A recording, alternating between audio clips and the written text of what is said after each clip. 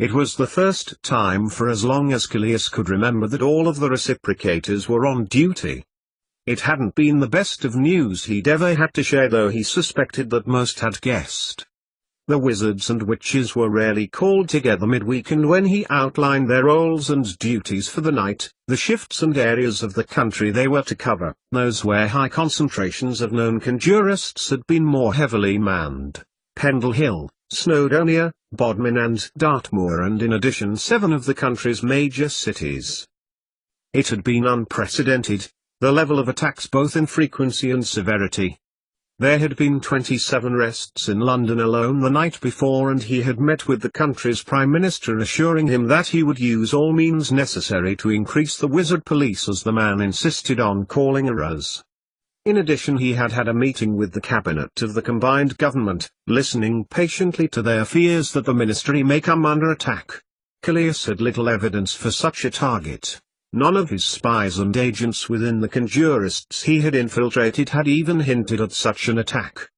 So here he was, in a back street in Hull close to the city centre, watching dockworkers and students weave their way towards clubs and pubs, watching and hoping he had enough patience to see the shift out, return to work, delegate some more work to the Mullins, Wigley and Malfoy, this time with respect to Hedgewards. They'd be none too pleased, and go back home, taking his nuisance of a sister-in-law to see Remus. Slipping back into the shadow, under the sign of the narrow winding street, Callias considered the high-level approach he had coordinated. Albus Dumbledore was too subtle, he knew. He would never allow uncontrolled, uncoordinated attacks, but that hadn't stopped the extremists. The off-their-heads vigilantes who would have picked a fight with another cause had there been one to hand. And once he had delivered and collected his sister-in-law, he would head a meeting back at Grimmauld Place.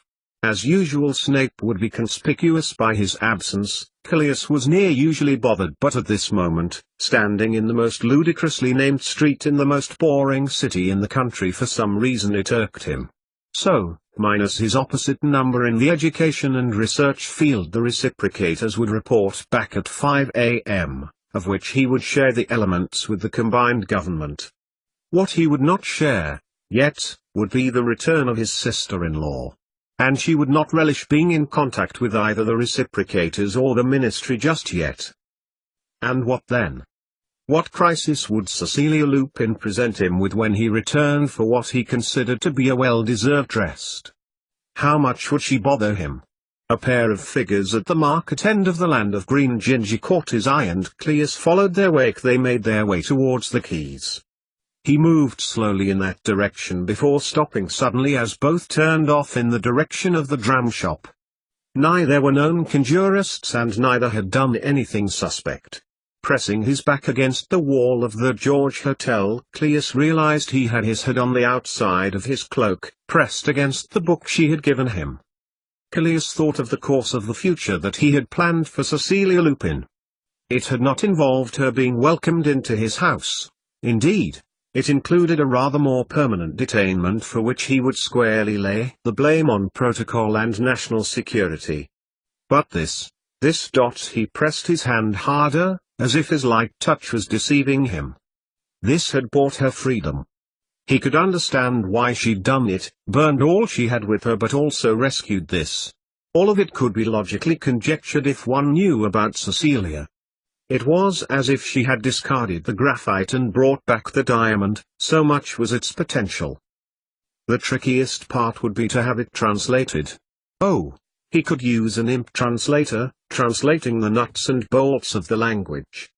But it would take a wizard to convey the nuances, the subtleties hidden within the Scandinavian language, something which could not be discerned from mere impish translation, and something which was vital for gaining insight into the purpose and nature of its creation by its author.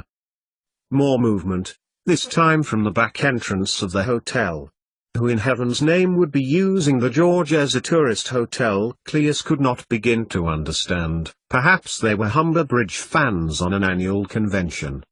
But they were tourists nonetheless, and he watched them step down to the pavement from the front door, consult maps and guides before heading in the direction of the William Wilberforce Memorial. he hadn't mentioned to Cecilia about Ragnhild Anderson contacting his hearth. Her daughter, of course, attended Hedgewood's, a Newt student, and her views appeared, from the intelligence he had received, were less extreme than most who worked and taught at Durmstrang. Nevertheless, it would be risky to engage the witch, not least because of her own internal defensiveness due to her gift, but also she was very likely to guess from where he had his information. Besides, a Mysteria Cleus knew was gifted in languages and owed him more than a favor. Watching the two men laugh and carouse their way down the street and into Manor Street, towards main center of the city, Cleus forced the lethargy away.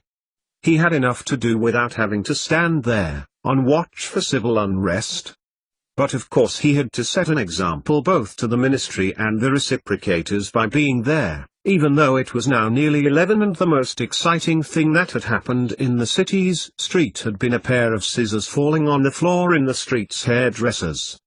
Where he needed to be was back at the office, recalling the Hedgewood's work and ensuring that all the amendments and changes would be carried out, both legally and practically, for non-wizards going to the school in just over a fortnight's time.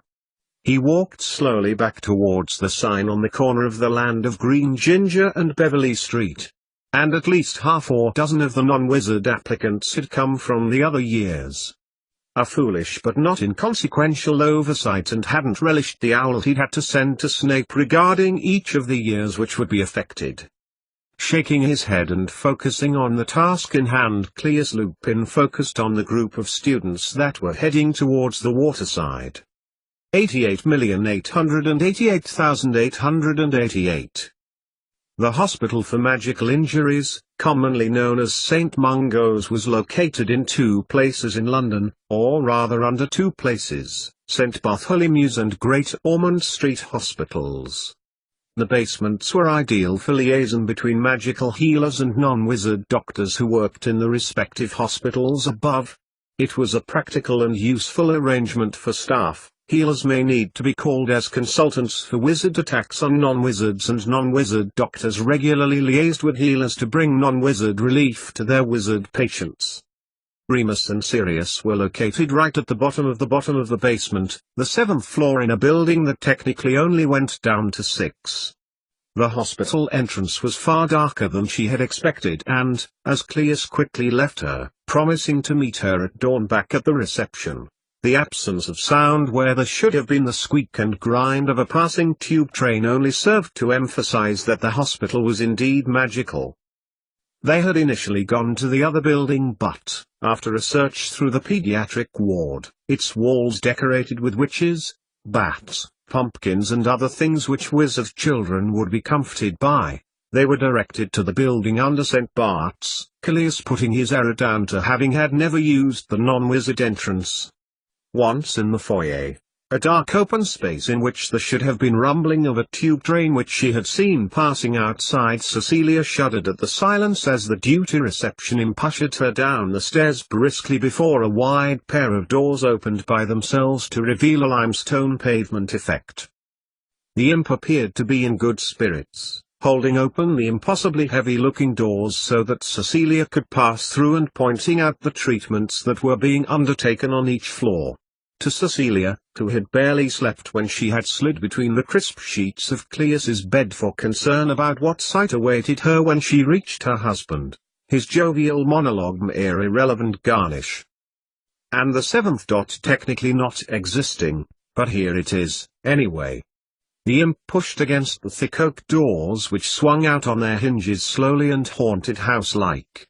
Cecilia followed him, looking around at several empty beds, one which seemed far too small for its occupant, a huge, green-skinned giant lying board straight and covered in a tiny wool blanket.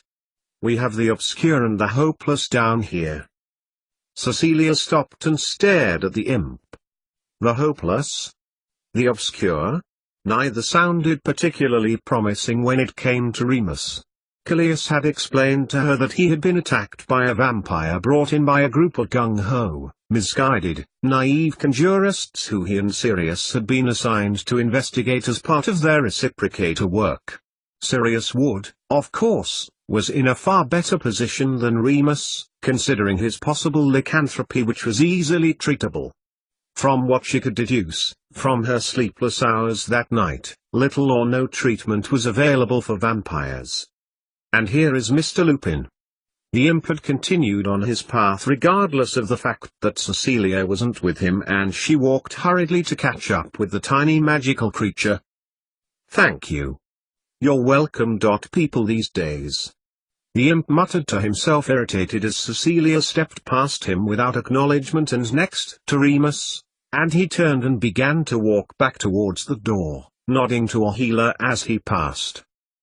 Cecilia took in his appearance, shaking her head as tears pricked her eyes. Outwardly he was more or less as she remembered him, far paler in his skin tone, though hard to discern in such dim light as the ward offered. Except for his hair, which was longer, he was always so bad at getting it trim, and the color, which had changed from mousy blonde brown to white. In his left hand a cannula allowing for the intermittent collection of blood and a drip in his upper arm. Gently, shakily, Cecilia took Remus's right hand, stooping to bed level as she scanned his still body. Then, without warning, she buried her head close to the sheets and sobbed. "How much I love you, my darling," she thought urgently as she cried. "How grateful I am you came to me. That we vowed to make a fresh start, that we sealed it as a husband and wife should. How you're lying there, so ill." Cecilia looked at Remus, his chest barely moving up and down. He was breathing though. Her mind began to race as she considered the situation, his appearance, what had happened. But before she allowed her mind to analyze it, she got to her feet and, bending over the bed, still holding his cold hand, Cecilia stroked his cheek. "I'll do whatever I can for you, my love." She was about to lean over to kiss his lips as a healer approached. The stout woman, dressed as she had seen Poppy Pomfrey dressed when she had worked at Hogwarts, and Hedgewood's too, matronly, hair back under a cap and a determined expression on her face, approached the bed. "Good evening," she said, her voice clipped and abrupt, addressing Cecilia but not looking at her. "I take it you're Mrs. Lupin?" "Mr. Lupin. Mr. Lupin's brother said you would be coming." "No, I wouldn't touch him too much. As yet we know little about the transmission of the infection." "Bite, obviously, and the ward's dark, of course." Cecilia watched as the healer reached down the bag whose contents were coursing into Remus's arm, continuing to hold his hand nevertheless. "Can you tell me about his condition? How long he had been here? Has there been any change?" The healer looked at her, an expression a mixture of scorn and contempt. "I may be attending the patient," she replied severely, her brows knitting, "but I am a healer, you know." Look, the woman sighed. "Of course. You're an NW?" "An NW?" Cecilia paused, thinking about the word. "What's an .NW?" "An non-wizard," explained the healer, a tone of forced patience in her voice. "So of course you don't appreciate Look," she said again. "We healers heal. We don't send other people in to do the dirty work." Of course, thought Cecilia, her mind racing between the woman's obvious disdain at her non-wizard status and consequential doltishness and her indirect explanation that healers played the role of both a doctor and nurse in magical hospitals. Of course, she thought Cecilia believed her to be ignorant and unskilled in magical prognosis just because she had seen to his drip and changed his catheter. She decided to play the part, much to the disgust of her pride and more for practical reasons, that she may gain a greater insight into Remus's state. "Of course," she said, this time aloud. "I knew, I just, forgot. Can I talk to you then?" When the woman didn't move, Cecilia took it as a cue to continue. "How long has he been here?" "Almost a month. Mr. Lupin Sr. brought both Mr. Lupin and Mr. Black here." She gestured towards Sirius, who, though Cecilia knew, was just there, adjacent. Remus hadn't taken it in. He too, pallid and still, a mere flicker of his chest moving, lay silent. She looked further at Sirius, whose appearance seemed more malign than Remus. He, by Cleus's account, had taken a curse full-on, resulting in a gash from collarbone to his left cheekbone. She turned back though. She was here for Remus, no one else. Especially no one who had so much better a chance of getting through this than the man she loved. What are you doing for him? What are you able to do? Keep him stable. We have had a specialist healer discussing his case. He has spoken to Mr. Lupin about Mr. Lupin's condition, she continued. Little is known all about vampire law in the country, and the specialist healer comes from Romania. We are working hard with him to hasten a cure. At the moment, we are keeping him stable. Cecilia's eye drifted to the drip bag. The clear, colorless liquid had moved infinitesimally down. That was clear, and she squinted in the semi-darkness at the label. Allium sativum, she read aloud. It is a stabilizing agent. It's the essence of garlic, Cecilia replied, her tone measured in order to control her emotions. I understand the dim light. I understand monitoring the blood for changes for a person who has been bitten by a vampire. Please, can you explain how garlic is preventing him from dying and not killing him? The healer said nothing for the moment. Clearly Cecilia's tone, punctuated with a mixture of defensive anger and accusation, was enough to make her consider her response. You clearly have some understanding of the condition. Please stop me if you don't understand. She looked back at Remus, lifting a hand holding a cotton cloth and wiping his brow. His blood has thickened and his metabolism has slowed, in response to the antigen. His body is trying to fight, but, if untreated, he will, eventually, develop the condition. Using one of many essences from the garlic, or indeed the onion family, helps to delay the spread of the toxin around his body. He does not have to fight as hard as he probably would have to prevent the vampirism invading his whole system. People don't always necessarily become vampires, you know. Many die as their body gives up on the fight. So it's stalemate. At the moment, yes. It is the only means we have of helping Mr. Lupin conserve his energy, and his body can heal the other injuries he sustained. Cecilia opened her eyes wide. Cleus hadn't mentioned other injuries. She watched as the healer pulled back the blanket and sheet. Cecilia gasped in horror. A wound, deeper than that which Sirius appeared to have sustained, ran diagonally from appendix to armpit. Paracelsus knows what those stupid conjurists had at the place where Mr. Lupin and Mr. Black went, continued the healer, lowering the covers.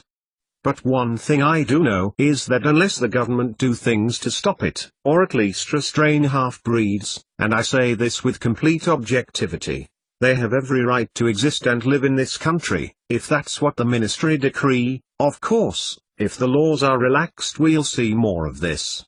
The healer exhaled. Once he does wake, Mrs. Lupin, that will be when we know if anything our specialist can do will help.